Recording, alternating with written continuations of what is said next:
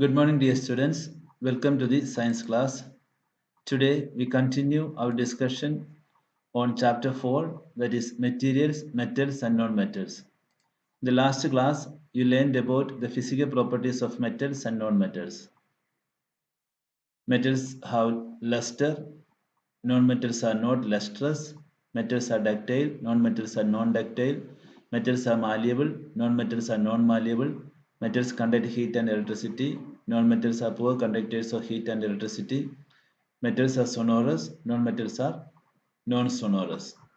In today's class, you will learn about some of the chemical properties of metals and non-metals. First, let us start with the reaction with oxygen. We all are familiar with the phenomenon of rusting of iron. Recall the reaction by which rust is formed.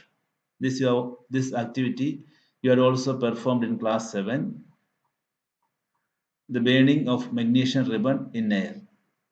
You have learned that in both the process, oxide formation takes place. Iron, when reacts with oxygen and water, it forms iron oxide, and magnesium, when reacts with oxygen, it forms magnesium oxide.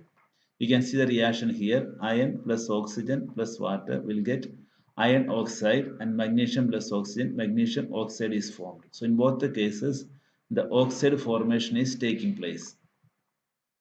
Let us check the nature of rust formed as a result of the reaction between iron, oxygen, and water. Collect a spoonful of rust and dissolve it in a very little amount of water. You'll find that the rust remains suspended in water. Shake the suspension well. Test the solution with red and blue litmus paper. You can see here, collect a spoonful of rust and dissolve it in a very little amount of water. Shake well and test the solution with red and blue litmus paper. Same is the case with the magnesium oxide. It is dissolved in water and the solution is tested with the red litmus paper. So we can observe that red litmus paper turns blue in color. So oxide of magnesium and oxide of iron both are basic in nature. So we can conclude that metallic oxides are basic in nature. The metallic oxides are basic in nature. When copper vessel is exposed to moist air for a long time, it acquires a dull green coating. The green material is a mixture of copper hydroxide and copper carbonate. So, when copper vessel is exposed to moist air for a long time, it acquires a dull green coating. You can see the green coating here. The green material is a mixture of copper hydroxide and copper carbonate. This is a reaction.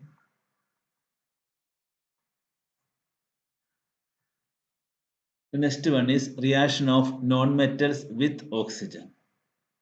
Take a small amount of powdered sulfur in a deflagellating spoon. This is a deflagellating spoon, and heat it. If deflagellating spoon is not available, you may take a metallic cap of any bottle and wrap a metallic wire around it and give it the shape. This is the way. As soon as sulfur starts burning, introduce the spoon into a gas jar or glass tumbler. Cover the tumbler with a lid to ensure that the gas produced does not escape. We are taking small amount of powdered sulfur in a deflagellating spoon and heat it. As soon as sulfur starts burning, introduce the spoon into a gas jar or glass tumbler. Cover the tumbler with a lid to ensure that the gas produced does not escape.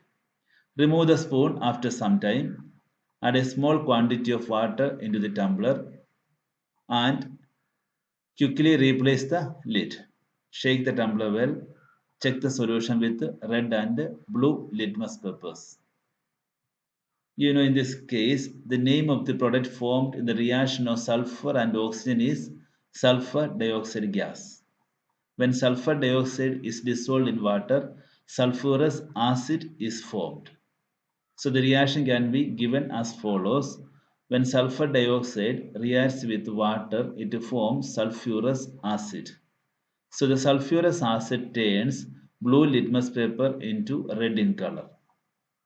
So therefore we can conclude Oxides of non-metals are acidic in nature.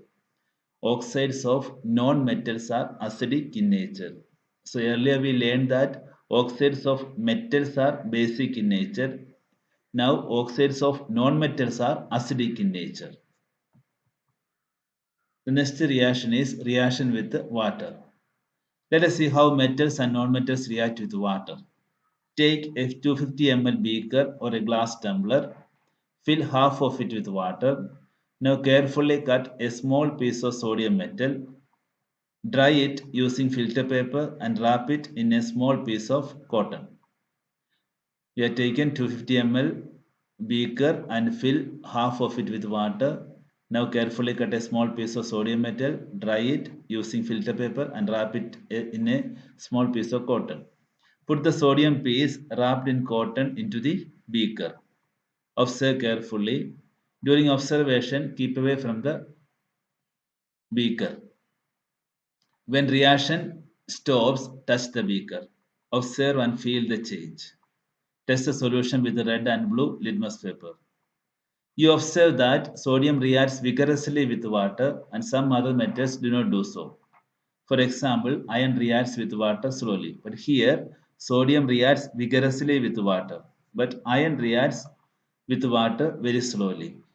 So sodium metal is very reactive. It reacts vigorously with oxygen and water.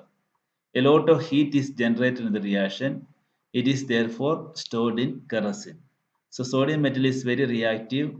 It reacts vigorously with oxygen and water. A lot of heat is generated in the reaction and it is therefore stored in kerosene. Generally, non-metals do not react with water, though they may be very reactive in air. Such nonmetals are stored in water. For example, phosphorus is a very reactive nonmetal. It catches fire if exposed to air. To prevent the contact of phosphorus with atmospheric oxygen, it is stored in water. Generally, nonmetals do not react with the water, but some are very much reactive in air. So such nonmetals are stored in water. For example, phosphorus, it is a very reactive nonmetal. It catches fire if exposed to air. Now, to prevent the contact of phosphorus with the atmospheric oxygen, it is stored in water. Dear students, this is all for today's class. In next class, you will learn about reaction of metals and nonmetals with acids and base. Till then, bye.